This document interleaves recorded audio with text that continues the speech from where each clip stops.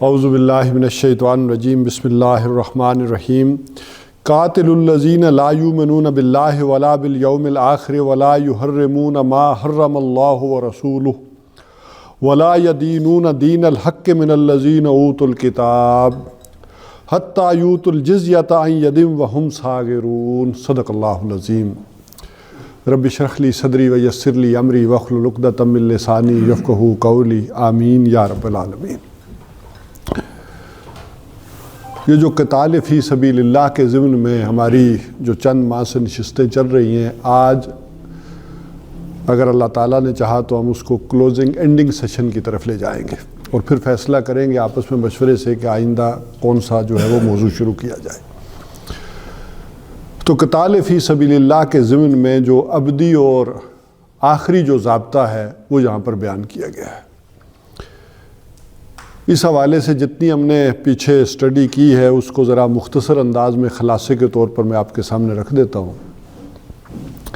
کہ نبی اکرم صلی اللہ علیہ وسلم کی حیات مبارکہ یعنی آغاز وحی سے لے کر تا دم آخر یعنی حیات دنیاوی کے یہ جو 23 برس بنتے ہیں، اس میں مکی دور ہے کچھ 12 برس سے کچھ زائد اور مدنی دور ہے کچھ 11 برس سے کم۔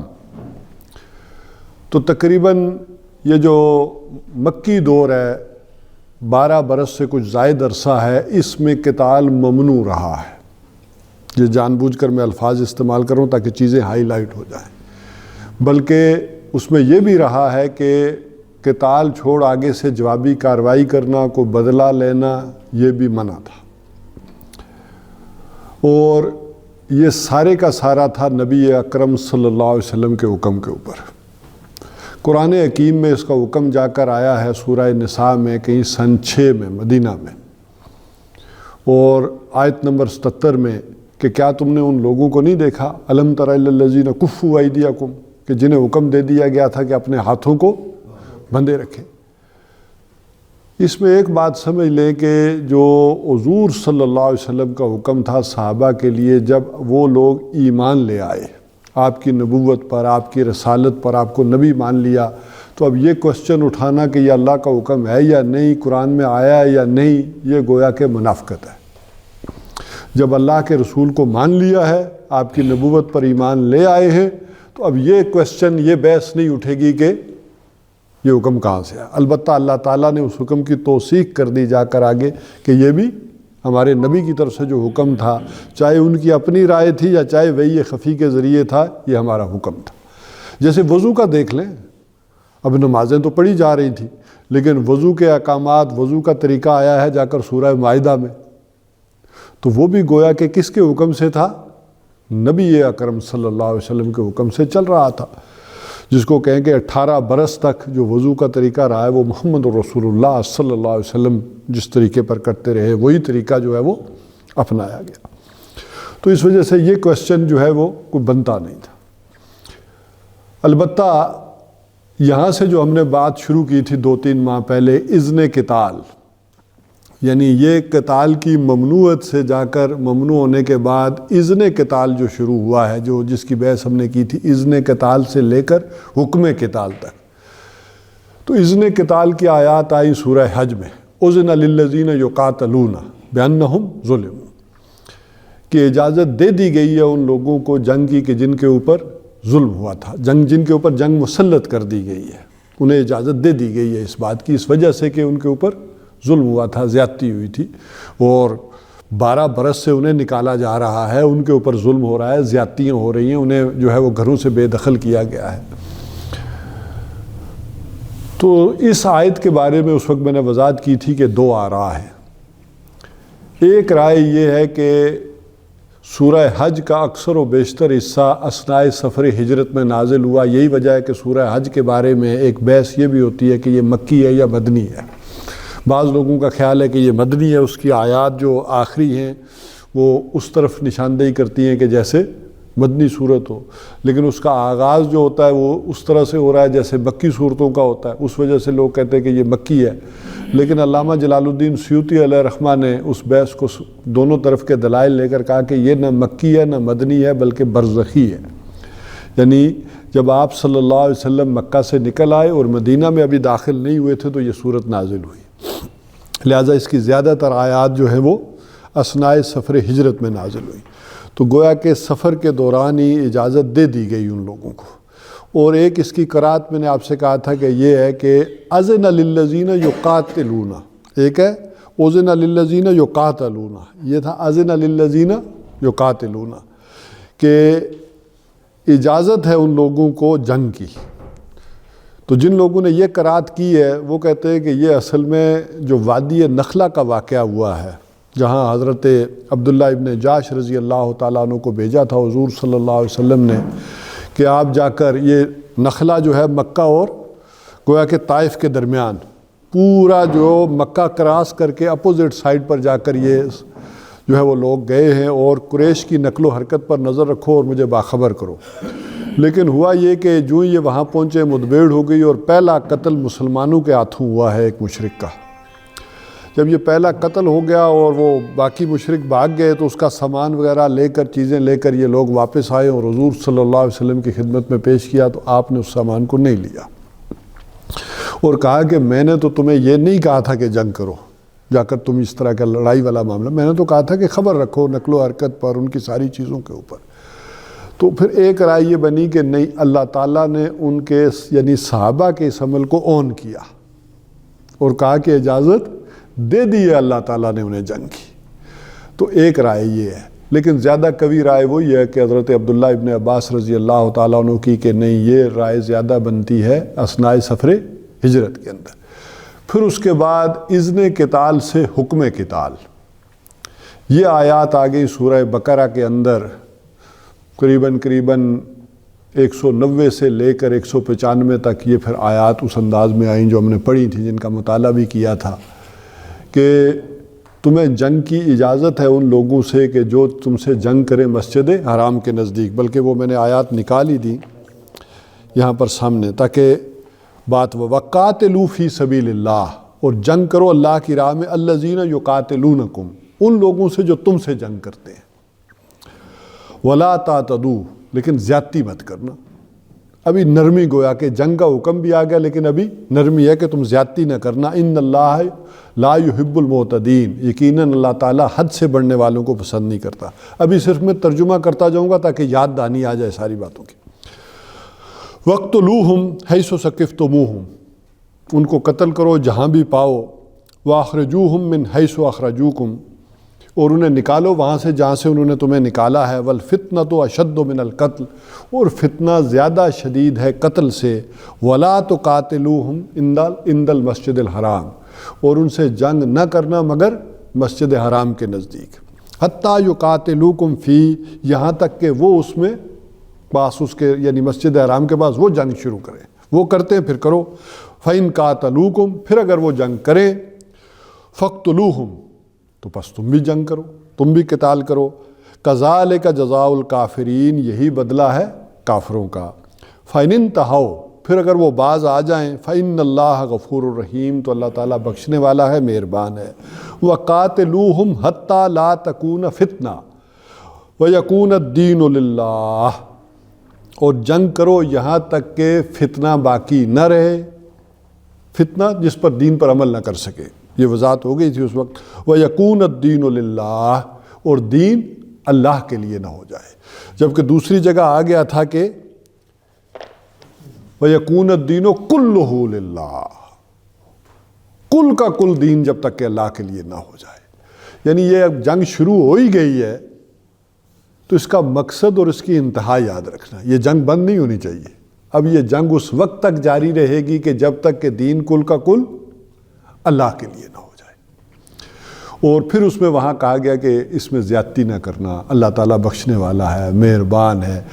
یہ ابھی تک گویا کہ تھوڑی رعایت برتی جا رہی تھی، لیکن پھر اس کے بعد حکم آ گیا کتب علیکم القتال، تم پر جنگ فرض کر دی گئی ہے۔ یعنی یہ قتال کا حکم بھی ہوتے ہوتے جو اس کی فرضیت ہوئی ہے وہ تدریجاً ہوئی ہے۔ وَهُوَ قُرٌّ لَكُمْ، اور تمہیں اچھا نہیں لگا، اللہ نے جنگ فرض کر دی، تمہیں اچھا نہیں لگ رہا۔ تو ہو سکتا ہے کوئی شے تمہیں ناپسند ہو اور وہی تمہارے حق میں بہتر ہو. اور ہو سکتا ہے کہ ایک چیز تمہیں اچھی لگے وہ شر لکم، اور تمہارے لیے وہ شر کا باعث بن جائے. تو اس حوالے سے ہوتے ہوتے یہاں، اور یہ ساری آیات کب کی ہیں؟ غزوہ بدر سے پہلے. اسی طرح سورہ محمد یا سورہ قتال میں، اس کا دونوں نام ہے، سورہ محمد بھی کہتے ہیں، سورہ قتال بھی اس کو کہتے ہیں، وہ بھی غزوہ بدر سے متصلاً پہلے نازل ہوئی ہے. اور اس میں بھی آ گیا ہے کہ جب تم ہچکچا کیوں رہے ہو، جب اللہ تعالیٰ نے قتل کی فرضیت نازل کر دی ہے، صورت نازل ہو گئی ہے. کچھ لوگوں کا اعتراض تھا کہ آخر یہ اللہ کا حکم نہیں ہے، یہ کوئی محمد صلی اللہ علیہ وسلم کی اپنی خواہش تو نہیں ہے، اپنے بدلے تو نہیں لے رہے. تو کچھ لوگوں کے اندر ایسا خیال بھی آ سکتا تھا. بہرحال وہ ہم نے فتح مکہ کی تیاری میں وہ جتنے آپشن تھے وہ دیکھ لیے تھے کہ قریش کے ایک جو ویلیو ہے ان کی اس وقت، یعنی جزیرہ نمائی عرب کے اندر ان کی سیادت قیادت، وہاں کیسے ان سے لڑے. پھر بہرحال نیکی کا جو تصور ہے اس کے تحت کہ وہ حرم کی خدمت کرنے والے ہیں، حاجیوں کی دیکھ بھال کرنے والے ہیں، ان سے جنگ کریں. پھر ہمارے عزیز رشتہ دار ان کی طرف ہیں، کیسے کریں. تو پیش نظر بعض لوگوں کے جان و مال کا بچانا بھی تھا. تو یہ ساری چیزیں اس وقت آ گئی تھی. بہرحال اس کے بعد جو بڑے بڑے اہم لینڈ مارکس ہوئے تھے، ہم نے پڑھا تھا کہ غزوہ بدر کا معاملہ ہوا، اور وہ سورہ انفال میں ہم نے پڑھ لیا. اسی طرح پھر آگے غزوہ احد کا معاملہ ہوا، وہ اب 6 رکوع جو نازل ہوئے سورہ آل عمران میں ہم نے وہ پڑھ لیے. پھر غزوہ خندق والا معاملہ جسے غزوہ احزاب بھی کہتے ہیں، وہ سورہ احزاب کی آیات میں ہم نے مطالعہ کر لیا. اور اس کے بعد پھر کیا ہوا ہے کہ سن 6 کے واقعات، سن 6 میں پھر جا کر صلح حدیبیہ ہو گئی. اور صلح حدیبیہ کے بعد اس جنگ نے 2 رخ اختیار کیے، ایک انٹرنلی اور ایک ایکسٹرنلی، 2 طرفہ. اب یہ قتال کے 2 رخ معین ہو گئے. ایک قتال شروع ہو گیا انٹرنلی، جس میں پھر سن 7 میں غزوہ جو ہے وہ خیبر ہو گیا، سن 8 میں مکہ فتح ہو گیا، اور دوسری سائڈ پر وہ غزوہ موتا، غزوہ تبوک، وہ چل رہا ہے معاملہ. تو یہ 2 رخ قتال کے پھر چلنے لگ پڑے آگے، یہاں تک کہ پھر ایک کا معاملے کا اینڈ سین یہ ہو گیا کہ سورہ توبہ کی جو ابتدائی آیات پچھلے درس میں ہم نے پڑھی تھی، کہ وہاں پھر کہہ دیا گیا کہ 3 آپشن، یا آپشن تو 2 ہی تھے لیکن 3 طرح کی کیٹیگریز تھی وہاں کے. ایک وہ لوگ کہ جن کے ساتھ میعادی معاہدے تھے، جن معاہدوں کا کوئی ٹائم مقرر تھا، ان کو کہا گیا کہ ان کو تو ٹائم مقررہ تک اگر انہوں نے کوئی خلاف ورزی نہیں کی، کسی کے ساتھ گٹھ جوڑ نہیں کیا، تمہارے خلاف نہیں آئے ہیں، تو انہیں معاہدے کی مدت پوری کرنے دو. اور ایک غیر میعادی معاہدے جس میں کوئی ٹائم لائن نہیں تھی، بھائی معاہدہ تھا کہ تم یہاں رہ سکتے ہو، میرے تحت رہ سکتے ہو، ان کے ساتھ 4 مہینے کی مہلت ہے، 4 مہینے بعد ان کو قتل کر دیا جائے. اور پھر تیسرا معاملہ تھا ان لوگوں کا کہ جن کے ساتھ کوئی معاہدہ نہیں تھا، نہ میعادی تھا نہ غیر میعادی تھا. ان کا معاملہ تو یہ تھا کہ انہیں فوراً قتل کر دیا جائے. لیکن بیچ میں اشہر الحرم آ گئے، لہٰذا انہیں بھی کوئی 1.5 پونے 2 مہینے کی مہلت مل گئی کہ جو ہی اشہر الحرم ختم ہوں گے تو انہیں بھی قتل کر دیا جائے.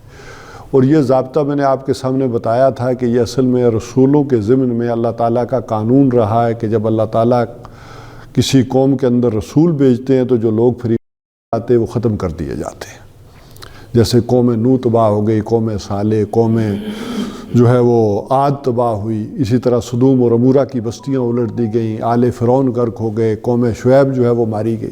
تو یہ سارے کا سارا اللہ تعالیٰ کا جو قانون ہے یہاں انسانی ہاتھوں سے رفتہ رفتہ یہ انجام کو پہنچا ہے. اور اسی میں بٹوین دا لائنز ایک تیسرا آپشن خود بخود نکل آیا کہ پھر یہاں سے جزیرہ نمائی عرب سے نکل جاؤ، چلے جاؤ. اس میں بھی واقعات ہم نے ڈسکس کر لیے تھے. اب یہ معاملہ تھا کہ ابدی قانون کیا ہے. اسی میں جب بات آئی تھی کہ کسی بھی مشرک قوم سے اللہ تعالیٰ کا اور اللہ کے رسول کا کوئی معاہدہ نہیں ہو سکتا. یہ کیسے ممکن ہے کہ اللہ کا اور کفر اور شرک کا کوئی معاہدہ ہو جائے؟ یہ ممکن نہیں. ہاں وقتی مصلحت کے تحت کچھ ہو جائے تو ہو جائے، ورنہ اگر طاقت ہو اور ذرائع اور اسباب ہوں تو کفر کا وجود گوارا نہیں کیا جائے گا. یہ پھر ابدی ضابطہ اور قانون اس ضمن میں پھر آ گیا۔ یہاں یہ میں نے مختصر ساری باتیں کہیں دی، اب آ جائیں اس ابدی ضابطے اور قانون کے متعلق کہ جس پر ہم گفتگو کر رہے تھے، پچھلی دفعہ کچھ کر لی تھی، اب آ جائیے۔ قاتل الذین لا یؤمنون باللہ ولا بالیوم الآخر، اور جنگ کرو ان لوگوں سے بھی کہ جو ایمان نہیں لاتے اللہ پر اور یوم آخرت پر، ولا یحرمون ما حرم اللہ، اور اس کو حرام نہیں سمجھتے جسے حرام ٹھہرایا ہے اللہ اور اس کے رسول نے، ولا یدینون، اور نہیں اطاعت اختیار کرتے دین الحق، دین حق کی، اور ولا یدینون، اب دین کے معنی بھی ہم نے بہرحال اپنے دروس میں دیکھے، ان کو بھی مختصر انداز میں سمجھ لیں اس کلوزنگ سیشن میں، کہ دین کے بنیادی مطلب ہے بدلہ، مالک یوم الدین، اسی لیے وہاں کیا جاتا ہے بدلے کے دن کا مالک، یا پھر جزا و سزا کا مالک، تو بدلہ دیا جاتا ہے کسی قانون کے تحت کہ یہ کام کیا ہے تو اچھا کیا ہے تو یہ بدلہ ملے گا، برا کیا ہے تو یہ ملے گا۔ اور اس سے آگے وہ قانون جو ہوتا ہے وہ کسی نظام کو سپورٹ کر رہا ہوتا ہے، تو یہ قانون کے معنی بھی قرآن حکیم میں آئے،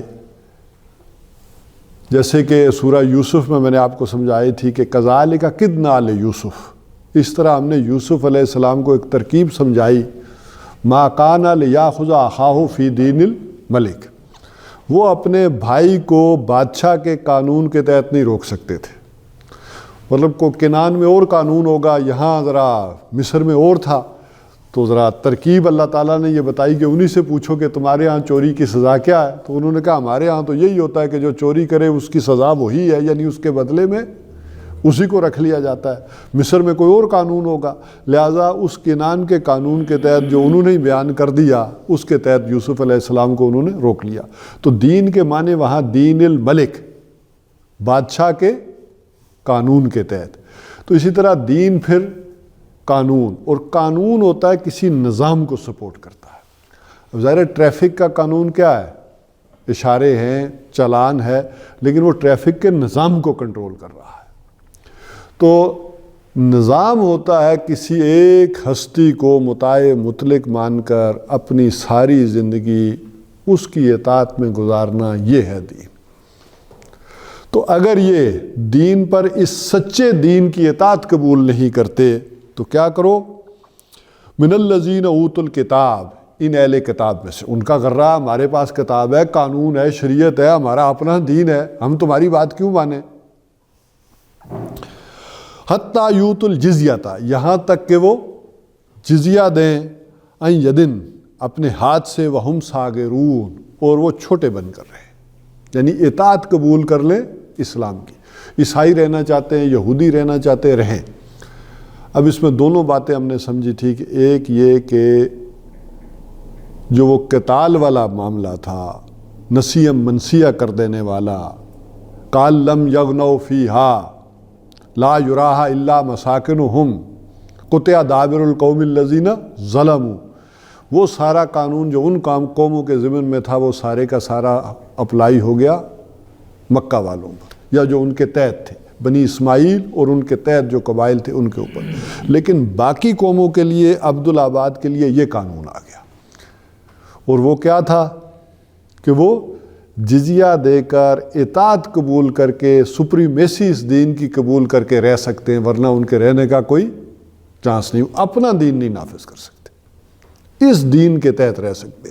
یہ گویا کہ باقی اقوام کو اجازت دے دی گئی، اور اسی پر پھر یہ اجماع ہے ساری امت کا، اسی پر پھر قیاس کیا گیا دنیا کی ساری اقوام کو، کہ چاہے وہ زرتشت ہوں، چاہے ہندو ہوں، اسی کے اوپر، کیونکہ ایک اعتبار سے کہا گیا کہ ساری قومیں اہل کتاب ہے، وَلِكُلِّ قَوْمٍ ہاد، ہر ایک قوم پر اللہ تعالیٰ نے، قرآن کہتا ہے کہ اس نے کوئی ہادی اور رہنما بھیجا ہے، اور اسی اعتبار سے ان کے ساتھ یعنی اہل کتاب والا سلوک ہو، لیکن وہ اس ضمن میں، قتال کے ضمن میں اور جنگ کے ضمن میں۔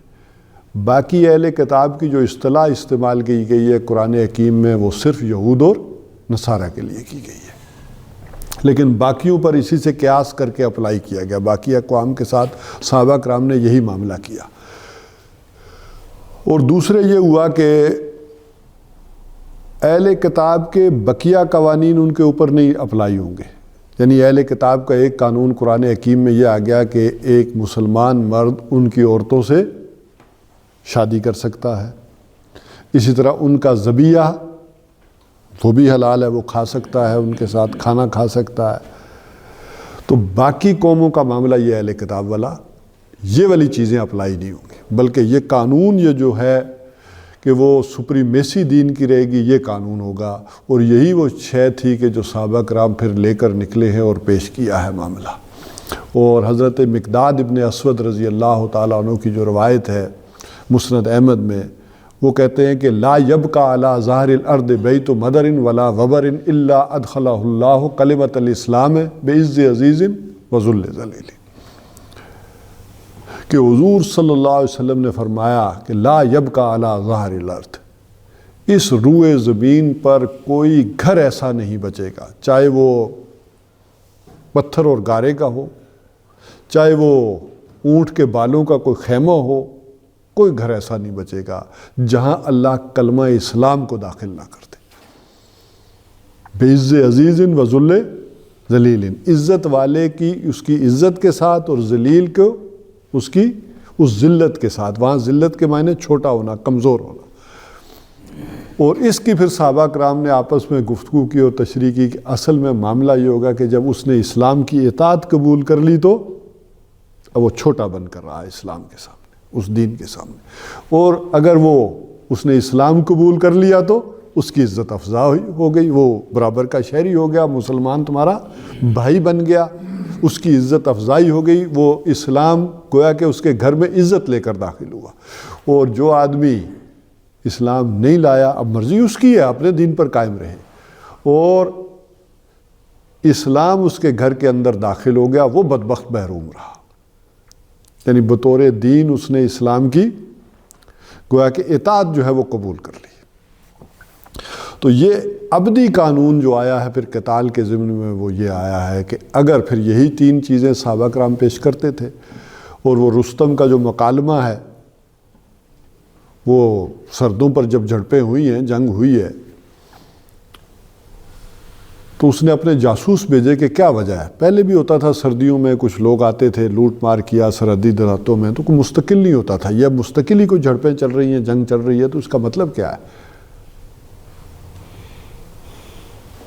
تو جاسوسوں نے آ کر خبر دی کہ یہ مسئلہ کوئی اور لگ رہا ہے، یہ پرانی باتیں نہیں ہیں، اور یہ ایسے لوگ ہم نے کبھی دیکھے بھی نہیں ہیں. ہم روبانم باللیل و فرسانم بالنہار، یہ وہ لوگ ہیں کہ راتوں کے راہب ہیں اور دن کے شاہ سوار ہیں. فوجیں تو جہاں اترتی ہیں وہاں تو نہ کوئی فصل محفوظ، نہ کوئی کسی کی عزت محفوظ. دنیا میں تو یہ طریقہ کار چلا آ رہا تھا. تو یہ تو رات کے راہب ہیں، اللہ کے سامنے کھڑے ہوتے ہیں، اور دن کے شاہ سوار ہیں. تو اب رستم کو خود آنا پڑا ہے. یہ چیز اس کے لیے بھی نئی تھی. اب وہ آیا ہے، اور آ کر پھر اس نے مسلمانوں کے جو سپہ سالار تھے ان سے، وفد سے جو ملاقات کی ہے کہ تمہارا مسئلہ کیا ہے، تم کیوں آئے ہو؟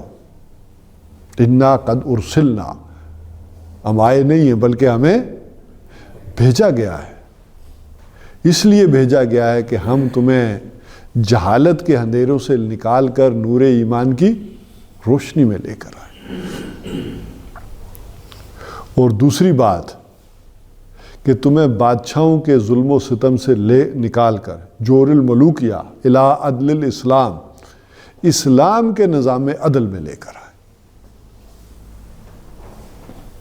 تو دو کام ہم یہ کریں گے. پہلا تمہاری چوائس پہ ہے کہ ایمان لاتے ہو یا نہیں لاتے، جہالت میں ہی رہنا چاہتے ہو رہو. لیکن دوسرا کام ہم لازماً کریں گے، تمہیں بادشاہوں کے ظلم و ستم سے نکال کر اسلام کا نظام عدل اجتماعی قائم کریں گے. اور اگر یہ نہیں تمہیں پسند نہیں، یہ تم نہیں چاہتے ہو، تو پھر تلوار ہمارے اور تمہارے درمیان فیصلہ کرے گی. پھر یہ آپس کی انڈرسٹینڈنگ نہیں ہو سکتی. باطل دوئی پسند ہے، حق لا شریک. تو اسی طرح یہ والا معاملہ جو ہے اس انداز میں، یہ ابدی احکام جو ہے اس انداز میں یہاں آ گئے. اب ذرا اگلی آیات کو حکمت کے حوالے سے سمجھ لیں کہ جو مسائل آ جاتے ہیں دنیا میں. وقالت الیہود عزیر ابن اللہ، اور یہودیوں نے یہ کہا کہ عزیر اللہ کے بیٹے ہیں۔ وقالت النصارى المسیح ابن اللہ، اور نصارہ نے یہ کہا کہ مسیح اللہ کے بیٹے ہیں۔ ذالک قولہم، یہ ان کی باتیں ہیں۔ اب ایک اور بات سمجھیں یہاں پر، اگرچہ یہودیوں کے بارے میں تاریخی اعتبار سے اتنی زیادہ اس ضمن میں معلومات نہیں ہیں، لیکن عیسائیوں کا معاملہ تو بڑا ریسنٹ تھا، اور حضرت عیسیٰ علیہ السلام سے تقریباً 500-600 برس پہلے حضرت عزیر علیہ السلام آئے۔ انہوں نے اس وقت انہیں کوئی اللہ کا بیٹا کہا ہوگا، یا سب نے نہیں کہا، یا کوئی اگر گروہ بندی ہے تو ابھی تک جو ہے وہ کوئی ان کا گروہ یا اس طرح کوئی چل رہا ہوگا۔ لیکن عیسائیوں کے ہاں تو بالکل یہ معاملہ تھا کہ انہوں نے حضرت مسیح علیہ السلام کو کیا کیا؟ اللہ کا بیٹا قرار دیا۔ اب یہاں جو بات سمجھنے کی ہے وہ سمجھیں کہ ایک اعتبار سے میں نے کہا کہ دنیا کی ساری قومیں کیا ہیں؟ اہل کتاب ہیں۔ ایک اعتبار سے دنیا کی ساری قومیں مشرک ہیں۔ مسلمانوں کو چھوڑ کر سارے کے سارے کون ہیں؟ مشرک ہیں، کسی نہ کسی نوع میں وہ شرک کرتے رہے۔ اچھا، یہی ایک بات جو ہم نے شروع میں آیت کے شروع میں پڑھی تھی وہ کیا تھی؟ قاتل الذین لا یؤمنون باللہ ولا بالیوم الآخر، جنگ کرو ان سے کہ جو ایمان نہیں لاتے اللہ پر اور یوم آخرت پر۔ اب آپ کہیں گے کہ یہودی اور عیسائی تو دونوں اللہ پر بھی اور یوم آخرت پر بھی دعویٰ ان کا یہ ہے کہ ایمان لاتے ہیں ہم، لیکن اللہ تعالیٰ نے ان کے اس دعوے کو مسترد کر دیا ہے۔ بھائی اللہ پر ایمان لاتے ہو تو اللہ نے اپنے رسول بھیجے ہیں نا، تمہارا ایمان کیسا ہے؟ ان رسول کی بات تو تم مان نہیں رہے۔ یہی وجہ ہے کہ قانونی ایمان بالرسالت ہے۔ اگر کوئی شخص رسولوں پر ایمان نہیں لایا تو اس کا کوئی ایمان معتبر نہیں۔ وہ گویا ایمان بالرسالت پر اگر محمد الرسول اللہ صلی اللہ علیہ وسلم پر ایمان نہیں لائے تو وہ زیرو سے ضرب کھا کر ان کا ایمان آخرت والا بھی اور اللہ والا بھی زیرو ہو گیا۔ اس کی کوئی حیثیت نہیں، کوئی حقیقت نہیں۔ یہ اللہ تعالیٰ نے اس کے اس ایمان کو زیرو قرار دے دیا۔ تو اب جس کا حکم مان رہے ہیں گویا وہ شرک کر رہے ہیں، اللہ کا تو مان نہیں رہے۔ اب اس کی وضاحت ذرا بعد میں آئے گی کہ اللہ کا نہیں مان رہے تو پھر کس کا مان رہے ہیں۔ تو ایک اعتبار سے گویا کہ دنیا کی ساری قومیں مشرک بھی ہیں۔ یہ میں آخر میں ذرا ٹائم ہوا تو عرض کروں گا اس کی وجہ کیا ہے کہ ہم ذرا شدت پسند ہو جاتے ہیں کہ ہم ذرا فتویٰ کسی پر جب مشرک کا لگاتے ہیں تو لگا کون سا دیتے ہیں؟ مکہ والے مشرک کا۔ وہ جو ان کے لیے احکامات آئے تھے وہ سارے کے سارے ہم ایک مسلمان معاشرے میں اپلائی کرنا شروع کر دیتے ہیں، حالانکہ ایک وہ مشرک تھے، ایک اہل کتاب مشرک ہیں اور ایک مسلمانوں کے اندر بھی شرک ہوگا، مشرک ہوں گے، لیکن یہ سارے برابر نہیں ہیں، یہ ساری ایک کیٹیگری نہیں ہے۔ ایک مکہ والے مشرک ہیں کہ جن کا وجود گوارا نہیں کیا گیا، ان کو جزیرہ نما عرب سے نکال دیا گیا۔ ایک یہ مشرک ہیں اہل کتاب کے جنہیں کہا گیا کہ تم اطاعت قبول کر کے رہ سکتے ہو اسلام کی پروٹیکشن، اور باقی قوموں کے لیے بھی یہی دروازہ کھولا گیا۔ اس وقت چونکہ جزیرہ نما عرب کے اندر یہی دو قومیں آباد تھی۔ یضاعون قول الذین کفروا من قبل، یہ ریس کر رہے ہیں، نقالی کر رہے ہیں اس سے پہلے لوگوں کی۔ یہ جو عیسائی ہیں، یعنی یہ جو ان کے منہ کی باتیں ہیں، یضاعون قول الذین کفروا من قبل، تو ان سے پہلے جو لوگ کفر کر رہے تھے یہ ان کی نقالی کر رہے ہیں۔ اب یہ نقالی کیا ہے؟ یہ ایک میں تین اور تین میں ایک، یہ جو انہوں نے تثلیث کا عقیدہ گھڑا ہے یہ کہاں سے گھڑا ہے، کیا کیا ہے؟ یہ اصل میں مصریوں کا عقیدہ تھا۔ مصر کے اندر یہ تین خدا تھے، تین میں ایک، اور تینوں علیحدہ علیحدہ بھی خدا ہیں اور تینوں مل کے بھی خدا ہیں۔ یہ گورکھ دندہ انہوں نے ایجاد کر رکھا تھا۔ تو یہ سینٹ پال نے اصل میں جب عیسائیت کو بنی اسرائیل سے باہر کیا، اس کی وجہ آج بھی یہ دیکھیں ہمیں عیسائیوں کو سمجھانے میں ہمیں بھی ناکامی ہے۔ ظاہر بات ہے کہ اس عالمی سطح پر کوئی تبلیغ یا عالمی سطح پر کوئی مبلغ اس انداز میں نہیں اٹھا۔ میں نے پچھلی دفعہ بھی جب عرض کی تھی ایک بات یہ کہ کوئی جو ان سے کہتا کہ تعالوا الی کلمۃ سواء بیننا و بینکم، آؤ اس بات کی طرف جو ہمارے اور تمہارے درمیان مشترک ہے۔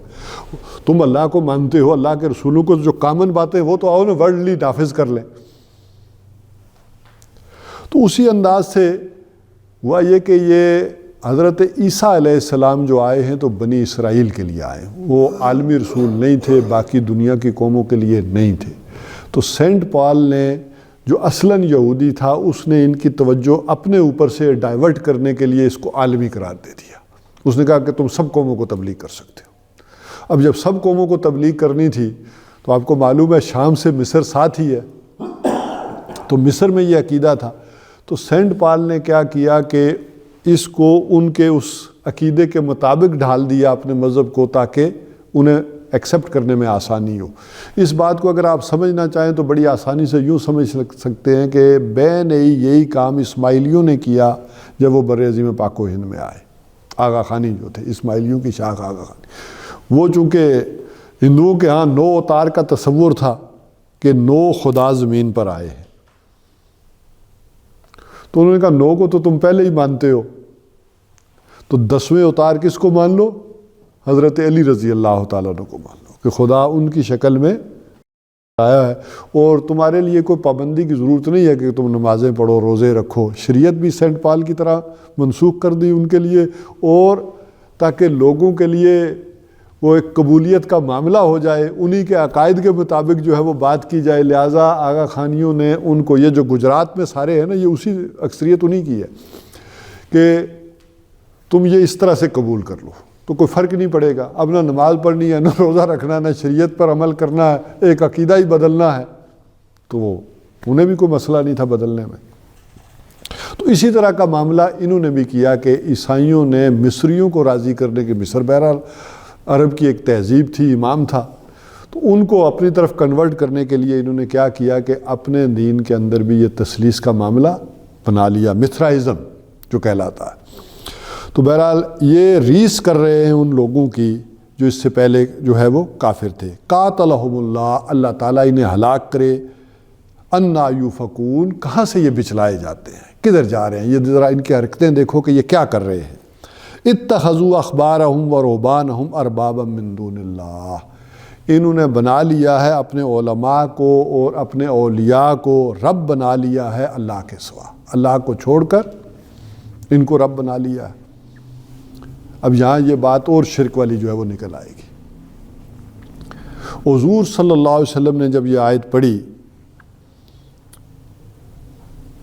تو عدی بن حاتم، یہ چونکہ عیسائی تھے عرب قبیلے سے، قبیلہ طے کے آدمی ہیں، لیکن یہ اس سائڈ پر تھے کہ جدھر رومیوں کا اثر زیادہ تھا اور اس وجہ سے یہ عیسائی ہو گئے تھے۔ بہرحال انہوں نے اسلام قبول کر لیا اور حضور صلی اللہ علیہ وسلم سے کہا کہ یہ بات بڑے ادب سے عرض کی کہ یہ جو بات آپ نے کی ہے سمجھ نہیں آئی، کہ ہم نے تو کبھی اپنے علماء کو اور صوفیاء کو رب نہیں کہا، تو یہ جو اللہ تعالیٰ کہہ رہا ہے قرآن میں یہ بات آ گئی ہے، یہ سمجھ نہیں آ رہی۔ تو حضور صلی اللہ علیہ وسلم نے فرمایا کیا جس چیز کو وہ حرام قرار دیتے تھے تم مان لیتے تھے، جس کو وہ حلال قرار دیتے تھے مان لیتے تھے؟ کہا تو حضور نے فرمایا یہی تو رب ہونا ہے۔ اب اس بات کو سمجھیں، سینٹ پال نے جب شریعت منسوخ کر دی تو ایک خلا پیدا ہو گیا۔ خلا کیا؟ مسائل تو ہیں روزمرہ زندگی کے، اب چیزیں آ رہی ہیں، کیا کریں کیا نہ کریں، کیا کھائیں کیا نہ کھائیں، شریعت منسوخ ہے تو کوئی تو بتائے گا نا مسئلہ۔ اب اس کے ساتھ اس نے کیا یہ کہ فرامین جاری کرنے شروع کر دیے۔ پوپ صاحب کا فرمان آ رہا ہے کہ یہ کر لو یہ نہ کر لو، تو گویا وہ اختیار کس کو دے دیا گیا؟ جو اللہ کا تھا وہ پوپ کے پاس چلا گیا۔ تو یہ وہ اختیار، حکم دینے والا یہ رب ماننا۔ اس اعتبار سے شاید ہماری تھوڑی سی گفتگو تو ہوئی تھی رب کے اوپر کہ اصل میں حکم دینے کا والا معاملہ جو ہے یہ آج ہم نے نکالا ہوا ہے۔ ہم بھی رب کو انہی معنوں میں مانتے ہیں کہ جن میں مکہ والے مانتے تھے۔ مکہ والوں کا یہ کوئی دعویٰ نہیں تھا کہ ہمارے دیوی دیوتاؤں نے کوئی آسمان بنایا ہے، زمین بنائی ہے، کوئی دریا بہائے ہیں، کوئی اور کام کیا ہے۔ وہ کہتے تھے یہ کس نے؟ وَيَقُولُونَ اللَّهُ، اے نبی ان سے پوچھئے قُلْ مَن رَّبُّ السَّمَاوَاتِ وَالْأَرْضِ، وَيَقُولُونَ اللہ، یہ پکار اٹھیں گے کہ اللہ کون ہے، رب آسمان و زمین کا، یہ مکہ والے کہیں گے اللہ ہے۔ اور فرعون کا مثال بھی میں نے آپ کو دی تھی کہ فرعون نے کیا کیا، اس نے کوئی دعویٰ نہیں کیا کہ آسمان میں نے بنایا ہے، زمین میں نے بنائی ہے، یہ دریائے نیل کو میں نے چلایا ہے، یہ کائنات کے اندر میرا کوئی عمل دخل ہے۔ انہوں نے یہ کہا نہیں، یہ ملک مصر الیس لی ملک مصر، ملک مصر میرا، یہاں حکم میرا چلے گا، مرضی میری چلے گی، میرا جسم میری مرضی، تو میرا مصر میری مرضی، فرق اتنا ہی ہے۔ تو مصر اس کا تھا، اس نے کہا میری مرضی۔ تو جو لوگ یہ مان لیں اس کی بات، گویا انہوں نے اسے کیا کیا، رب، اور اسی بنیاد پر اس نے دعویٰ کیا انا ربکم الاعلی۔ اور جو اصلی رب تھا پھر اس نے کیا کیا، جس نے پانی بنایا، پانی کا قانون بنایا، اس نے اسی پانی کو پھاڑا اور اسی رب کو پھر کیا کیا، جعلی رب کو اس پانی کے اندر کر دیا، تاکہ تم کس کو رب مان رہے ہو، ذرا ہوش کے ناخن دھو لو۔ تو آج ہم اس انداز میں رب کو نہیں مانتے، آج ہم بھی مانتے ہیں ویسے ہی آسمان کس نے بنایا ہے، زمین کس نے بنائی ہے، کائنات کس نے بنائی ہے، رب نے، لیکن مرضی وہ بھی ہماری بھی اپنی۔ تو وہ چاہے ہم اپنے جی کی مرضی کریں، چاہے کسی اور کی مرضی کریں۔ تو اتخذوا احبارهم ورهبانهم اربابا من دون اللہ والمسیح ابن مریم، اور اسی طرح مسیح ابن مریم کو بھی انہوں نے کیا کیا ہے، رب بنا لیا ہے، اپنے ان علماء کو اور ان کو۔ وما امروا الا لیعبدوا اللہ وما امروا الا لیعبدوا الہ واحدہ، اور انہیں نہیں حکم دیا گیا تھا مگر ایک تنہا معبود کی بندگی کرے، اس کی پرستش اور پوجا کرے، اس کا حکم مانے۔ انہیں تو یہ حکم دیا گیا تھا، اور یہی عبادت ہے، یہی بندگی ہے کہ اللہ کے مقابلے میں اگر کوئی شخص اور اپنا حکم چلانا چاہتا ہے تو اسی کو طاغوت کہتے ہیں۔ ہم نے محدود یہاں بھی رب کو جیسے محدود کیا، طاغوت کو بھی محدود کر دیا۔ ہم نے کہا طاغوت کون ہے، شیطان ہے، طاغوت کون ہے، بت ہیں۔ اور زیادہ ذرا وضاحتیں آ گئی تو ہمارے وہ انجینئر مرزا صاحب ہیں، انہوں نے طاغوت کہا جی بابے ہیں، قبریں ہیں۔ اب ان کو جو مرضی کہہ لو، گالیاں بھی دے لو، وہ تھوڑا ہی بابے اٹھ کے ماریں گے، کوئی قبر سے نکل کے آپ کو سوٹی مارے گا، کچھ کہے گا۔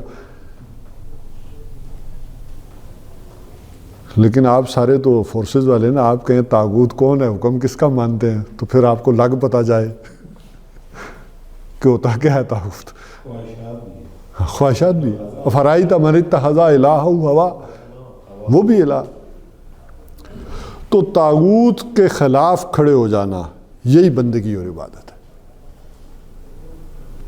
اور اسی لیے کہا وَمَن یُؤْمِن بِاللَّهِ وَیَکْفُرْ بالطاغوت، جو کوئی اللہ پر ایمان لایا اور طاغوت کا انکار کر دیا۔ جب تک وہ آپ انکار نہیں کرتے آپ کی بات ایمان معتبر نہیں ہے۔ جب وہ آپ انکار کرتے ہیں تو وہ تعلق قائم ہوتا ہے، عروۃ الوثقیٰ، فقد استمسک بالعروۃ۔ اب آپ نے مضبوط تعلق قائم کر لیا، اس کنڈے پر ہاتھ ڈال لیا، لا انفصام لہا، جو ٹوٹنے والا نہیں ہے۔ یہ وہ کنڈا ہے کہ جو آپ کو کامیابی کی طرف لے کر جائے گا اور آخرت میں بھی پلسرات سے پار کرائے گا۔ یہ جو نماز، روزہ، حج، زکوٰۃ، یہ آداب ہیں اس کی بندگی کے۔ آپ کو معلوم ہے کسی بادشاہ کے پاس کوئی دوسرا بھی جاتا تھا تو اس کے آداب شاہی بجا لانے پڑتے تھے۔ کارنش بجاتے ہوئے جاتا تھا، اور گفتگو کرنے سے پہلے بھی کیا کہتا تھا، جان کی امان پاؤں تو عرض کروں۔ کیوں؟ بادشاہ کا حکم، وہی سب کچھ ہوتا تھا۔ تلوار لیے جلاد قریب ہی کھڑا ہوتا تھا کہ ایک اشارے پر گردن اڑ سکتی ہے، تو پورے شاہی آداب کے ساتھ وہ عرض کرتا تھا۔ تو آج اصل میں یہ ہے کہ ہم بھی کارنش تو بجا رہے ہیں بادشاہ کی، لیکن حکم کسی اور کا مان رہے ہیں۔ ساری بندگی کر رہے ہیں، نماز، روزے، حج پورے، لیکن حکم اللہ تعالیٰ کا نہیں۔ تو بہرحال وما امروا الا لیعبدوا الہا واحدا، لا الہ الا ہو، تو دیکھو کوئی معبود نہیں ہے مگر وہ ہے، سبحانہ وہ پاک ہے، اما یشرکون جن چیزوں کو وہ شریک کرتے ہیں، اس کے لا یشرک فی حکم ہی احدا، وہ اپنے حکم میں کسی کو شریک کرنے کو تیار نہیں ہے۔ اب یہ آیات وہ آگے جو ہم نے 12 پڑھی ہیں، یریدون ان یطفئوا نور اللہ بافواہہم، یہ چاہتے ہیں کہ منہ کی پھونکوں سے کیا کریں، اللہ کے نور کو بجھا دیں۔ وَيَأْبَى اللَّهُ إِلَّا أَن يُتِمَّ نُورَهُ، اور اللہ نہیں رہے گا مگر اپنے نور کا اتمام کر کے، اپنے نور کو پورا کر کے رہے گا۔ جسے اقبال نے کہا تھا وقت فرصت ہے کہاں کام ابھی باقی ہے، نور توحید کا اتمام ابھی باقی ہے۔ ابھی تم توحید نماز میں پوری کرتے ہو، منبر پر پوری کرتے ہو، ابھی توحید تمہاری دنیا میں نہیں ہے، نہ تمہارے ملک میں اللہ کا حکم ہے۔ توحید تو تب ہوگی کہ ایک اللہ کا حکم مانا جائے، نہ پوری دنیا میں ہے۔ یہ مشن اب ختم نہیں ہوگا۔ اور وَلَوْ كَرِهَ الْكَافِرُونَ، چاہے کافروں کو کتنا برا لگے۔ هُوَ الَّذِي أَرْسَلَ رَسُولَهُ، اور وہ اپنے نور کا اتمام کیسے کرے گا؟ اس کام کے لیے اس نے کیا کیا ہے؟ اس نے اپنے رسول کو بھیجا ہے بالہدا و دین الحق، اور الہدا یہ قرآن حکیم دے کر، و دین الحق یہ نظام ہائے زندگی دے کر، لِیُظْہِرَہُ عَلَى الدِّینِ کُلِّہ، اور یہ اس لیے نہیں بھیجا کہ اس کی تلاوتیں ہی کرتے رہیں، تسبیحاں پڑھتے رہیں، بلکہ کس لیے کہ اس کو غالب کر دیں کل کے کل دین کے اوپر۔ وَلَوْ كَرِهَ الْمُشْرِكُونَ، خواہ یہ مشرکوں کو کتنا ہی ناگوار کیوں نہ گزرے۔ یہاں مشرک وہ ہیں کہ جنہوں نے اور دین نافذ کر رکھے ہیں، مسلمان ہیں، کلمہ پڑھنے والے ہیں، لیکن اور دین انہوں نے اپنا رکھے۔ اب یہاں ایک دو اور آیتوں کو بھی دیکھ لیں تاکہ اس کے حوالے سے بھی ایک غلط فہمیاں پیدا ہوتی ہیں۔ یا ایھا الذین آمنوا ان کثیرا من الاحبار والرہبان، اے اہل ایمان، بے شک ان علماء کی اور اولیاء کی جو کثرت ہے، بڑی تعداد ہے، لَيَأْكُلُونَ أَمْوَالَ النَّاسِ بِالْبَاطِلِ، یہ لوگوں کے مال کھاتے ہیں باطل طریقے پر، جھوٹے طریقے پر، وَيَصُدُّونَ عَن سَبِيلِ اللَّهِ، اور روکتے ہیں اللہ کی راہ سے، وَالَّذِينَ يَكْنِزُونَ الذَّهَبَ وَالْفِضَّةَ، اور وہ لوگ جو خزانے جمع کرتے ہیں سونے اور چاندی کے، وَلَا يُنْفِقُونَهَا فِي سَبِيلِ اللَّهِ، اور اس کو خرچ نہیں کرتے اللہ کی راہ میں، فَبَشِّرْهُمْ بِعَذَابٍ أَلِيمٍ، تو ان کے لیے خوشخبری ہے پھر دردناک عذاب کی۔ یوم یحمى علیہا فی نار جہنم، جس دن کہ وہ دہکایا جائے گا جہنم کی آگ میں، وہ جو سونا اور چاندی انہوں نے جمع کیا تھا، فَتُقْوَى بِهَا، اور گویا کہ اس کو یعنی جس طرح سٹیمپ لگاتے ہیں نا، وہ لگایا جائے گا کہاں پر؟ جباؤہم و جنوبہم، ان کے یعنی ماتھے کے اوپر، پیشانیوں کے اوپر، اور ان کے پہلووں کے اوپر، و ظہورہم، اور ان کی پیٹھوں کے اوپر۔ ھذا ما کنزتم، یہ ہے وہ جو تم نے جمع کیا تھا، یہ کنز لانفسکم، اپنے لیے، فذوقوا ما کنتم تکنزون، تو اب چکھو جو تم نے جمع کیا تھا۔ اس حوالے سے یہ میں نے ساری آیات ذرا گٹھی پڑھ دی ہے پوری، کہ ایک اس سے مسئلہ صحابہ کرام کے دور میں بھی پیدا ہو گیا کہ سونا چاندی کی کوئی بھی مقدار رکھنا یا جمع کرنا یہ حرام، اس کی روح سے کہ یہ حرام ہے، اور یہ کیا ہو جائے گا قیامت کے دن، دہکا کر ماتھے پر اور پہلوؤں پر اور پیٹھ پیچھے جو ہے وہ لگایا جائے۔ اور یہ وہ ہے کہ جو اہل علم اور صوفیاء جمع کرتے ہیں۔ تو صحابہ کرام کے دور میں چونکہ اس طرح کی تقسیم نہیں تھی کہ یہ عالم ہے اور یہ صوفی ہے اور یہ اس طرح، تو وہاں حضرت ابو ذر غفاری رضی اللہ تعالیٰ انہوں نے کہا کہ نہیں، یہ جمع نہیں کیا جا سکتا، کوئی آدمی کوئی اپنے پاس یہ سونا اور چاندی نہیں رکھ سکتا۔ بلکہ یہ کمیونسٹ ریولوشن آیا نا، تو انہوں نے کہا، دعوے کے طور پر، دلیل کے طور پر پیش کرتے تھے کہ تم مسلمانوں میں جو بڑے صحابی ہیں جن کے تقویٰ کا حضور صلی اللہ علیہ وسلم نے ذکر کیا ہے کہ اگر کسی کو ابو ذر کا زہد دیکھنا ہو، ان کا تقویٰ دیکھنا ہو، تو حضرت عیسیٰ علیہ السلام کو گویا کہ دیکھ رہا ہے۔ یعنی حضرت عیسیٰ علیہ السلام کو کوئی جج کرنا چاہتا ہے کہ وہ کیسے آدمی تھے زہد اور تقویٰ میں، تو کس کو دیکھ لیا کرے؟ ابو ذر کو دیکھ، یعنی ان کے خلوص میں، نیت میں کوئی فرق نہیں تھا۔ خواتین کے بارے میں جی خواتین میں نہیں رکھ سکتے، خواتین ابھی تو سمجھے نا بات کو، ہاں، تو انہوں نے کہا کہ نہیں رکھ سکتے۔ تو اس پر پھر غالباً حضرت عثمان رضی اللہ تعالیٰ نے کہا کہ آپ کی یہ بات صحیح نہیں ہے اور آپ کی وجہ سے بڑی غلط فہمیاں پیدا ہو رہی ہیں۔ اور چونکہ وہ انہیں یہ بات خلوص و اخلاص سے سمجھ آئی تو وہ ڈنکے کی چوٹ بیان کرتے تھے ہر جگہ، اور جا کر کہتے تھے بھائی نہیں جمع کرنا لوگوں، تو انہیں پھر حکم دیا حضرت عثمان رضی اللہ تعالیٰ نے کہ آپ مدینہ چھوڑ جائیں، آپ یہاں نہیں رہ سکتے۔ یہ ٹھیک ہے آپ کی سمجھ یہی بات آئی ہے، لیکن یہ درست نہیں ہے، اس وجہ سے وہ آپ کا سوال ذرا ویلڈ نہیں رہا۔ اور پھر وہ چلے گئے ایک صحرا کے اندر، وہاں رہنے لگ گئے۔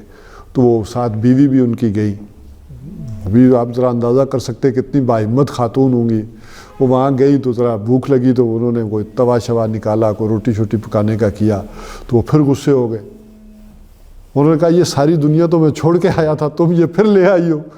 تو انہوں نے کہا اللہ کے بندے کیا ہے یہ توا ہے، کوئی پھونکنی ہے، کوئی دو چار چیزیں میں لائی ہوں۔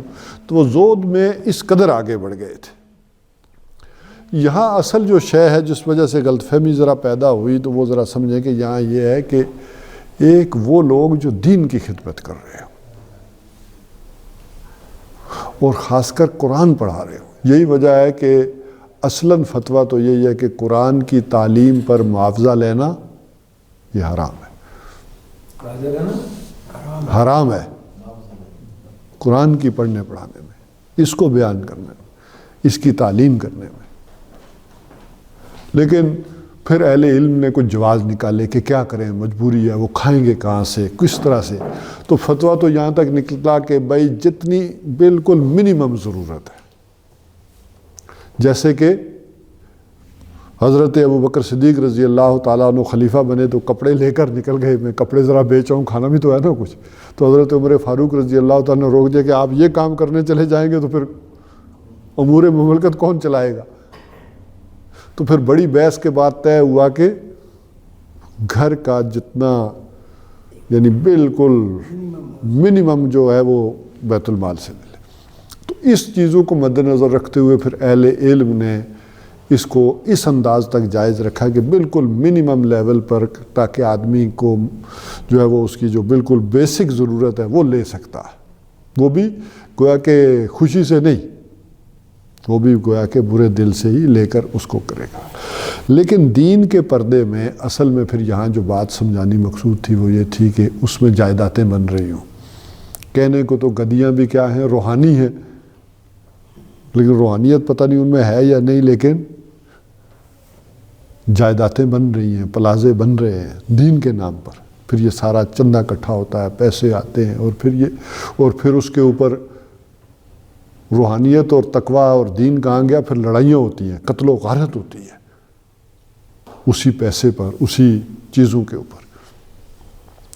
تو ایک وہ لوگ کہ جو دین کا کام کر رہے ہوں، اور اگر لوگوں نے انہیں پیسے دیے ہیں تو وہ کس کے لیے دیے ہیں؟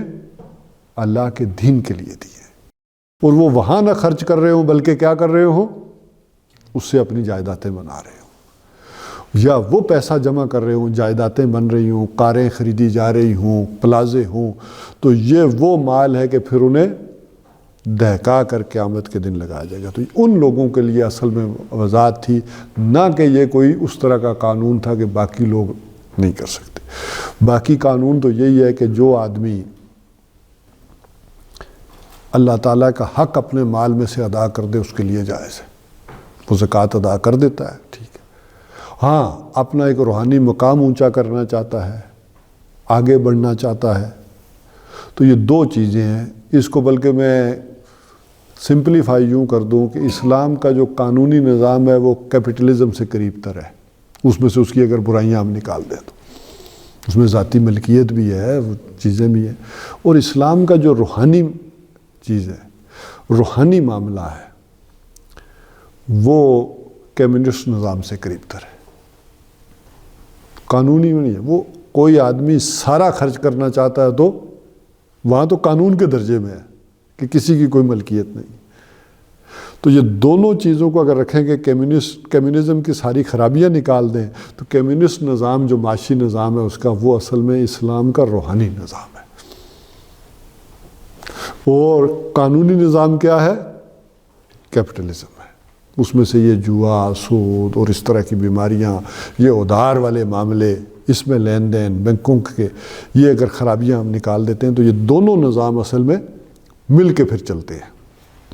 یعنی جیسے حضور صلی اللہ علیہ وسلم نے کہا کہ زکوٰۃ دے کے فارغ نہ اپنے آپ کو سمجھنا، زکوٰۃ کے سوا بھی تمہارے مال میں لوگوں کا حق ہے، تمہارے عزیز و قارب کا، رشتہ داروں کا، وہ بھی دو گے. وہ سورہ بقرہ کی آیت نمبر 177 میں جب ہم نے پڑھا تھا بالکل شروع میں، شاید اس کو دو سال پہلے کی بات ہوگی، 2-2.5 سال پہلے ہم نے پڑھا تھا کہ وَآتَ الْمَالَ عَلَىٰ حُبِّهِ ذَوِي الْقُرْبَىٰ سے لے کر وہ جو ساری تفصیل آگے آئی تھی. بہرحال تو اب میں ذرا یہ ساری وضاحت کے بعد ذرا تشریح کے بعد ذرا ترجمہ دوبارہ کر دیتا ہوں تو شاید اب آپ کو نئے انداز میں سمجھ آئے. یا ایھا الذین آمنوا ان کثیرا من الاحبار والرہبان، اے وہ لوگوں جو ایمان لائے ہو. اخبار، ہبر کہتے ہیں بہت بڑے عالم کو، اخبار یہ جو بڑے بڑے عالم ہیں، والرہبان، راہب کی جمع رہبان، یہ جو بڑے بڑے صوفیاء ہیں، اولیاء ہیں. یہ میں ان اولیاء کی بات نہیں کر رہا جو صحیح ہے، یہ میں ان اولیاء کی بات کر رہا ہوں کہ جسے اقبال نے کہا ہیں زاغوں کے تصرف میں عقابوں کے نشے من. تو یہ وہ جو لوگ ہیں یہ کیا کرتے ہیں؟ لیاکلون اموال الناس، یہ لوگوں کے مال کھاتے ہیں بالباطل، باطل طریقے پر، ناحق طریقے پر، انہیں دین پیش کر کے اس کی چیزیں سمجھا کر پھر یہ مال اکٹھے کرتے ہیں. وَيَصُدُّونَ عَن سَبِيلِ اللَّهِ، اور رویہ کیا ہے؟ خود بھی رکے رہتے ہیں اور لوگوں کو بھی روکتے ہیں اللہ کی راہ سے. اگر صحیح دین کا معاملہ پیش کیا جائے گا تو کون دے گا، کون کرے گا؟ نہ خود ادھر آ رہے ہیں نہ دوسروں کو آنے دے رہے ہیں. وَالَّذِينَ يَكْنِزُونَ الذَّهَبَ، اور وہ لوگ پھر کے جو جمع رکھتے ہیں ذہب اور فضہ اور چاندی. وَلَا يُنْفِقُونَهَا فِي سَبِيلِ اللَّهِ، اور اس کو خرچ نہیں کر رہے اللہ کی راہ میں. لیکن اب باقیوں کے پاس اگر کوئی مال ہے تو انہوں نے کوئی کاروبار کیا ہے، کوئی چیزیں بیچی ہیں، کوئی پروڈکٹس ہیں جو انہوں نے مارکیٹ میں کیے ہیں، کوئی فیکٹری ہے، کوئی کارخانہ ہے، تبھی آتا ہے نا. کوئی ڈاکٹر صاحب ہیں، انہوں نے کوئی محنت کی ہے، کوئی آپریشن کیے ہے، کوئی پیسہ آ رہا ہے. یہ ایک دیندار آدمی کے پاس کہاں سے آ گیا جو ہمہ وقت کیا کر رہا ہے؟ دین کی خدمت. اس کے پاس کہاں سے آ گئے؟ یہ جو ہم دیکھتے ہیں عیدگاہ ہو، دوسری ہو، بڑی بڑی گھٹی ہو، ان کے پاس کہاں سے آ گئے؟ انہوں نے کیا بیچا؟ ہاں، انہوں نے دین، اصل میں وہ فتوے بیچے، وہ دین کے اگینسٹ ہوا ہے. اور یہ بدترین ایکسپلائٹیشن دنیا میں مذہب کے نام پر ہوتی رہی ہے. دیکھیں نا، ایک تھے راجے مہاراجے، وہ کیا کرتے تھے؟ ٹیکس دو، خراج. اور پنڈت کیا کرتے تھے؟ نذرانے. یہ کالی دیوی تمہیں چھوڑے گی نہیں، اور تم کو خیر و برکت، ہم تمہارے لیے دعائیں کریں گے، یہ برکت کی دیوی ہے، یہ لکشمی ہے، پیسہ چاہتے ہو. وہ علامہ اقبال کا ایک واقعہ تو آپ نے سنا ہوگا نا کہ علامہ ایک بہت بڑے پیر ان سے ملنے آئے لاہور میں، تو ان کا مرید بھی ایک لاہور میں رہتا تھا. تو اس نے بھی اجازت لی کہ پیر صاحب آئے ہوئے علامہ اقبال سے ملنے، تو میں بھی ذرا شرف باریابی جو ہے وہ مجھے بھی حاصل ہو جائے. تو وہ چلا گیا اور اس نے پیر صاحب کو 100 روپیہ دیا کہ پیر صاحب میرے لیے دعا کریں. اب قرضہ پتہ نہیں اس پہ 400 تھا، کتنا تھا. انہوں نے کہا کیا؟ انہوں نے کہا میرے لیے آپ دعا کریں کہ اللہ تعالیٰ مجھے قرض سے بچا لے. ٹھیک ہے. تو علامہ اقبال نے اس سے پوچھا کہ قرض تمہارا کتنا؟ مجھے یاد نہیں کہ اس نے 800 بتایا یا 500 بتایا. ہاں، تو وہ دعا کروا کے پیر صاحب نے بھی دعا کی، بڑے خشوع و خضوع سے 100 روپیہ ڈالا. اور تو علامہ اقبال نے بعد میں پیر صاحب سے کہا کہ جی 100 یہ اور 100 آپ ڈال کے اسے دے دیتے تو اس کا قرضہ تو آدھا ہو جاتا. تو وہ ناراض ہوئے، پیر صاحب چلے گئے کہ میں تو آپ کو بڑا اچھا آدمی سمجھ کے ملنے آیا تھا. تو یہ دونوں طرف سے لٹتا رہا ہے آدمی. یعنی ادھر جذبات کے ساتھ کھیل کے پنڈت نذرانے لیتے رہے اور راجے کیا کرتے رہے؟ وہ خراج وصول کرتے رہے۔ اچھا یہی کام عیسائیت میں ہوا، وہاں کیا تھا؟ وہاں پادری تھے، پوپ تھے۔ اچھا یہ دونوں ملے ہوتے ہیں دونوں، اور اوپر بادشاہ تھے، تو ہر سال پوپ صاحب بادشاہ کو خطاب دیتے تھے کہ ہز ہائینس، یہ مشہور ہے دنیا میں، اور پوپ جو ہے وہ خطاب دیتا تھا ان کو ہز ہولینس، اور دونوں اصل میں کیا کرتے تھے؟ عوام کو لوٹتے تھے۔ اور یہی حال کو ہمارا بھی ہوا ہے۔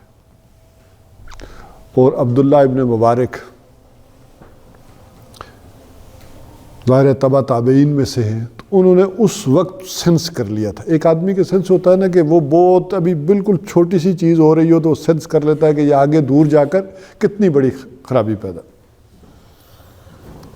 تو انہوں نے اس وقت جو بڑی مشہور بات کہی کہ وما افسد الدین، دین میں فساد نہیں پیدا کیا مگر الا الملوک، بادشاہوں نے، اور رہبان و اخبار و سو، جنہیں ہم علماء سو کہتے ہیں، اصل تو سو ہے پھر وہ سو بن جاتا ہے، تو اور یہ علماء سو نے، انہوں نے مل کر، صوفیوں درویشوں کہتے ہیں یہ تین ملتے ہیں تو دین کا بیڑا غرق ہوتا ہے، دین میں تباہی اور بربادی آتی ہے۔ بہرحال فبشرہم بعذاب علیم، تو انہیں خوشخبری دے دیجئے دردناک عذاب کی۔ یہ چند باتیں تو میں نے کی، آج ذرا لمبا ہو جائے گا، لیکن میں چاہ رہا تھا کہ ختم کر دوں ان باتوں کو تاکہ ہم نیا سبق جو ہے وہ پڑھیں۔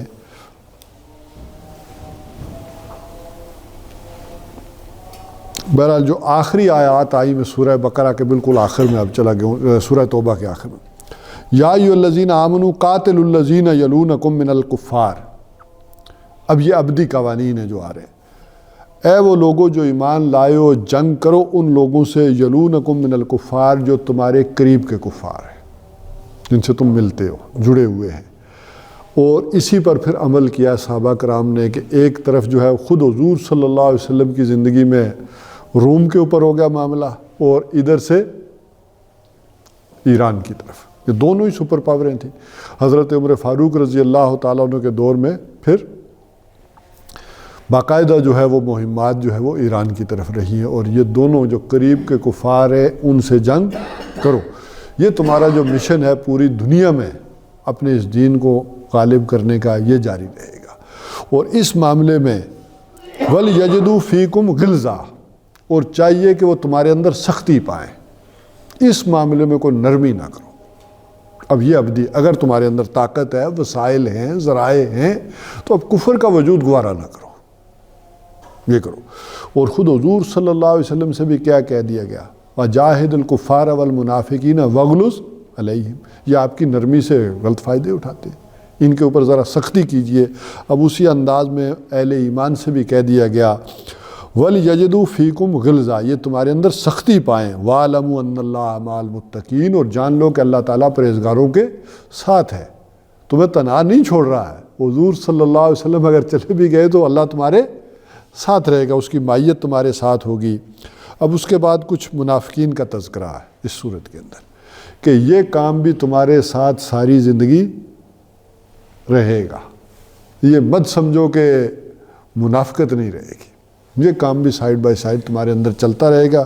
اس کی کچھ ہدایات اور آیات آ گئیں، اور آخر میں آخری آیات میں حضور صلی اللہ علیہ وسلم کی شان میں کچھ باتیں کہی گئیں جن کو میں سمجھتا ہوں کہ وہ ضرور کر لینی چاہیے۔ لَقَدْ جَاءَكُمْ رَسُولٌ، دیکھو آ گئے ہیں تمہارے پاس رسول، مِنْ أَنفُسِكُمْ، تمہیں میں سے ہیں، عزیزٌ علیہ ما عنتم، اور ان پر بڑی بھاری گزرتی ہے، شاق گزرتی ہے، تمہیں کوئی تکلیف پہنچتی ہے۔ یہ سارے کام کر کے آئے ہو نا، ساری جنگیں لڑ کے آئے ہو، تو حضور صلی اللہ علیہ وسلم کو یہ ساری چیزیں شاق گزرتی ہیں، تمہیں کوئی تکلیف پہنچے تو۔ حریص علیکم بالمؤمنین، لیکن وہ اہل ایمان کے معاملے میں بڑے حریص ہیں، وہ چاہتے ہیں کہ ہر طرح کی خیر، بھلائی، نیکی اور چیزیں کس کو ملیں؟ میرے اہل ایمان کو ملیں، لیکن وہ ملیں گی پھر اسی راستے سے۔ رؤوف الرحیم، اور وہ بڑے مہربان ہیں اور شفیق ہیں تمہارے حق میں۔ فَإِن تَوَلَّوْا، اور پھر اگر تم روگردانی کرو گے، نہیں یہ سارا کام کرو گے، نہیں مانو گے، فَقُلْ حَسْبِيَ اللَّهُ، تو اے نبی ان سے کہہ دیجئے اللہ کافی ہے، اس نے تو اپنے دین کا نفاذ کر کے رہنا، تم نے سمجھتے ہو کہ ہم نہیں کریں گے تو کون کرے گا؟ نہیں، اللہ اپنا کام کرے گا، وہ کسی اور کو توفیق دے دے گا۔